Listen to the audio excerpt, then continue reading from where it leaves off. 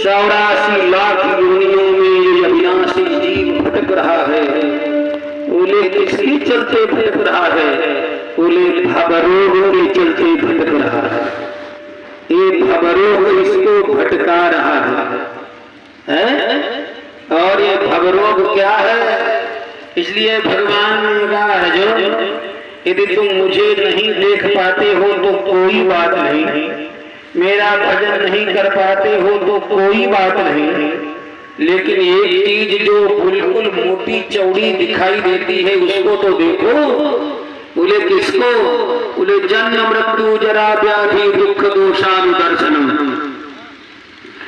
जन्म के दुख को, मौत के दुख को, व्याधियों के दुख को, ये नाना प्रकार के जो भयंकर दुख हैं इनको तो देखो। यही सब भवरोग है। इन भवरोगों से यदि मुक्ति पाने की इच्छा है तो कैसे? बोले दवा लो, बिना दवा के तो कोई रोग ठीक नहीं होगा। गोस्वामी तुलसीदास से किसी के पास, ऐसे सिद्ध महापुरुष के पास जब कोई रोगी गया, बोले महाराज बीमार है। तो गोस्वामी जी ने कहा भैया रोग घटे कुछ औषधि खाए। यदि शरीर बीमार है तो शरीर वाली बीमार औषधि खाओ, और यदि अंदर बीमारी है तो अंदर वाली औषधि खाओ। रोग घटे कुछ औषधि खाए। यदि शरीर बीमार है तो एलोपैथी का सहारा लो, आयुर्वेद का सहारा लो, होम्योपैथ का सहारा लो, और भी दुनिया भर की दवाएं उनका सहारा लो। और यदि अंदर बीमारी है, अंदर की बीमारी है कि भाई चोरी नहीं छूटती है, शराब नहीं छूटती है, धुआं नहीं छूटता है, काम क्रोध लोभ मोह और द्वेष आदि बीमारियां नहीं छूटती हैं, तो फिर सत्संग की औषधि लो, कथा की औषधि लो। दो चीजें हैं तो कहते हैं रोग घटे कुछ औषधि खाए। तो ये भवरोग जो है, बोले भवरोग की दवा क्या है?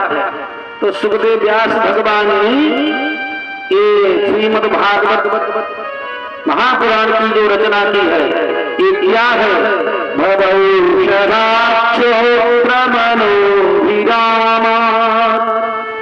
कहा है श्रीमद् भागवत रूपी भागवत की कथा जो है ये भवरोग की औषधि है। ये भवरोग की औषधि थी। यदि कोई सही तरीके से इस दवा को ले ले तो भवरोग मिट जाएगा, इसमें कोई संदेह नहीं।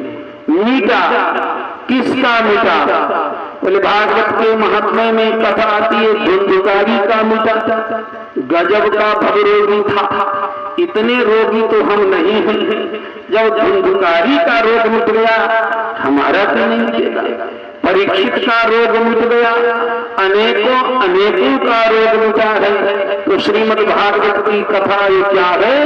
भवौषधाक्षो प्रमनोभिरामा।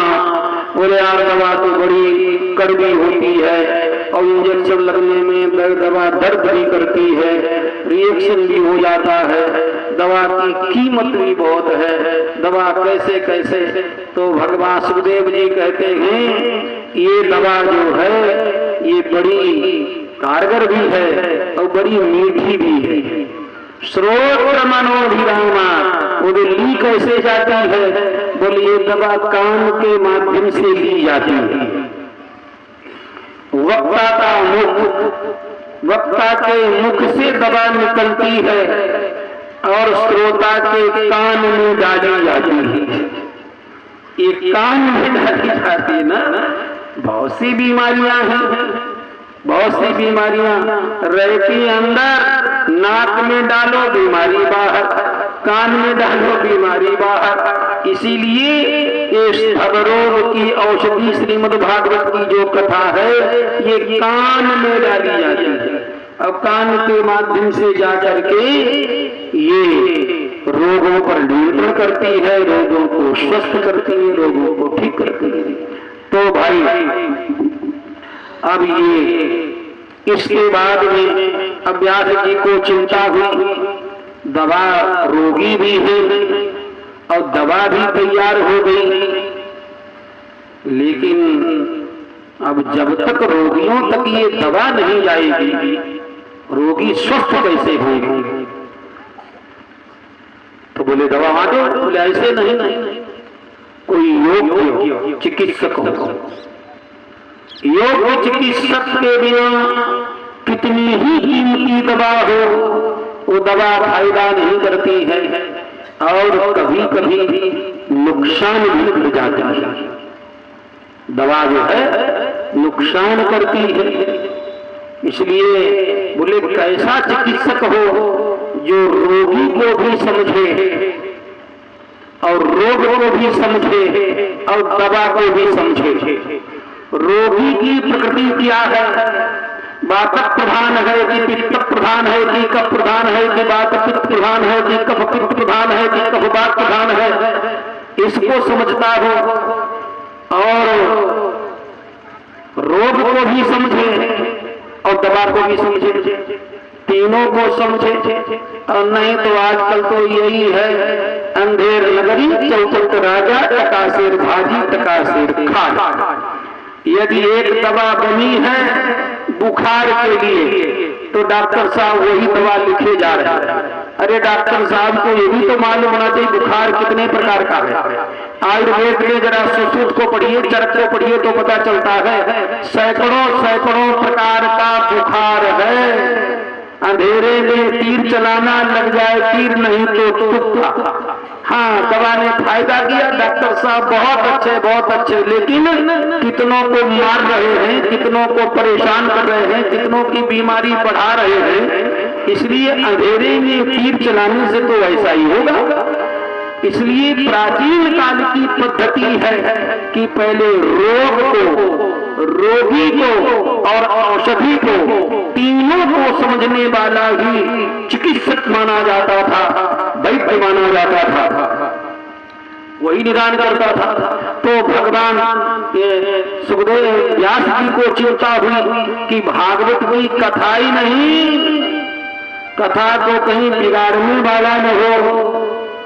कितनी ही बढ़िया यदि दवा है और कहीं अपनी पच्चीकारी कर दी तो दवा का सत्यानाश हो जाएगा।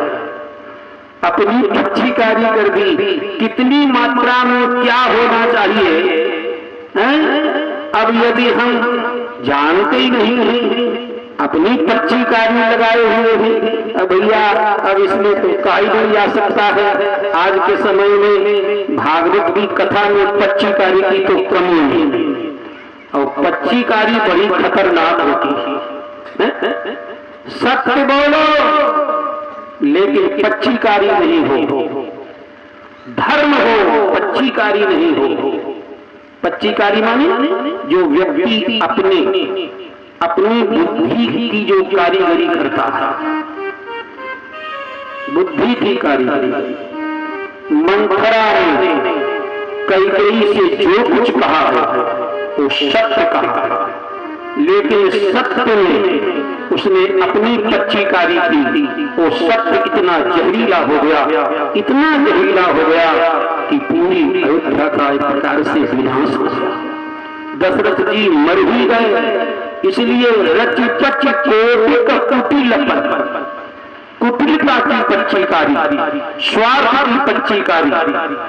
जो व्यक्ति धर्म में अपनी स्वार्थ की पच्चीकारी करने लगता है, पच्चीकारी धर्म में सत्य के साथ जब कुटिलता की पच्चीकारी करने लगता है तो धर्म एक तरफ चला जाता है, वो पच्चीकारी ही रह जाती है। इसलिए भागवत की कथा ये दिव्य औषधि है, इसमें पच्चीकारी बर्दाश्त नहीं है। यदि पच्चीकारी हो गई, व्यक्ति ने अपनी खुरापात लगाने शुरू कर दी तो ये कथा का सत्यानाश हो जाता है, कथा मिट जाती है, कथा फिर लाभ नहीं होगा। और कहीं पर भी कोई चीज बिगड़ गई तो क्या, फिर सती का क्या हुआ? देखो कथा नाव है, नाव और नाव किस लिए होती है? औषधि किसके लिए? स्वास्थ्य प्रदान करने के लिए। नाव किसके लिए? नदी पार करने के लिए। लेकिन कहा अरे डॉक्टर साहब ने इंजेक्शन लगा दिया। बोले क्या हुआ? वो मर गए। बोले नाव पर बैठे। बोले क्या हुआ? बोले डूब गए। बोले बात क्या? भाई दवा को ठीक करने के लिए मर कैसे? नाव को पार करने वाली डूब कैसे गए? और निज संदेह मोह भ्रम हरनी, मोह भ्रम हरनी, कथा भव सरिता करनी,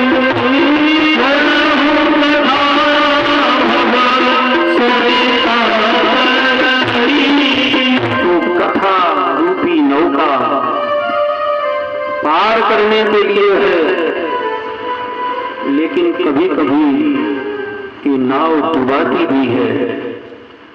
और नाव कब डुबाती है? नाव का उद्देश्य डुबाना नहीं है, नाव का उद्देश्य पार करना होता है। दवा का उद्देश्य मारना नहीं होता है। दवा बनाई गई है स्वस्थ करने के लिए, लेकिन दवा मारती हुई दिखाई देती है और नाव डुबाती हुई दिखाई देती है। क्यों? दवा देने वाला यदि संतुलित नहीं है और नाव चलाने वाला यदि संतुलित नहीं है। यदि संतुलन चाहिए, कथा में भी संतुलन चाहिए। संतुलन, अब वो संतुलन क्या है? संतुलन है जिसकी चर्चा श्रीमद् भागवत के महात्म्य में की गई है कि वक्ता कैसा हो, श्रोता कैसा हो।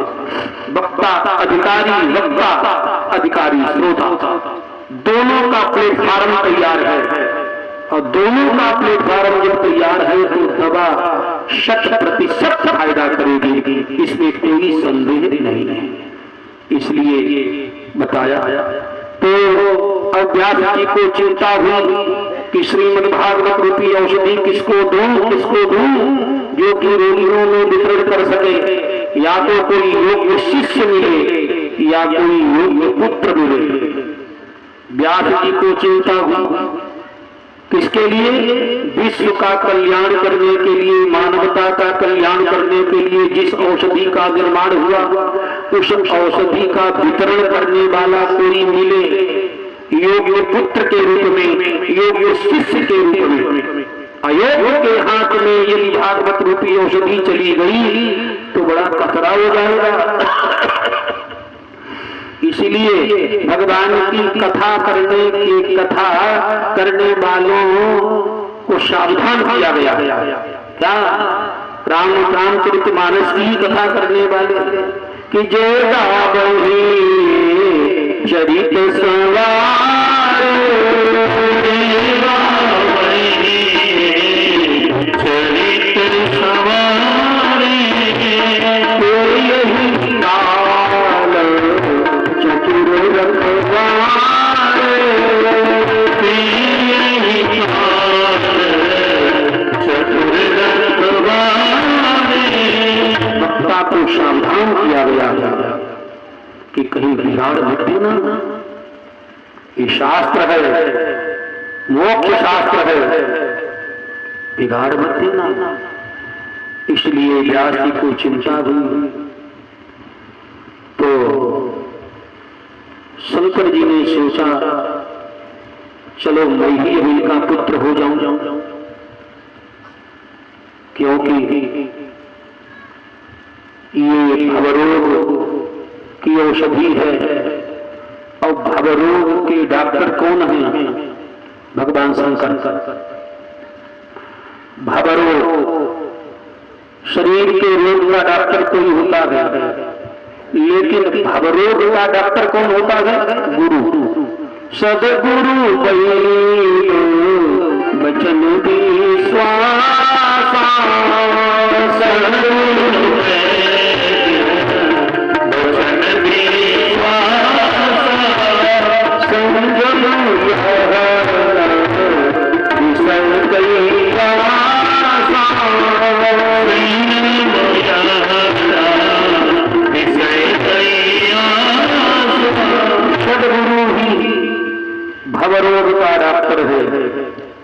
और सदगुरुओं में भूत भागवत भोलेनाथ भगवान शंकर को सर्वोत्तम गुरु माना गया है।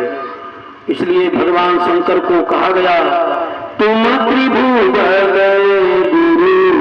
वेद बखाना,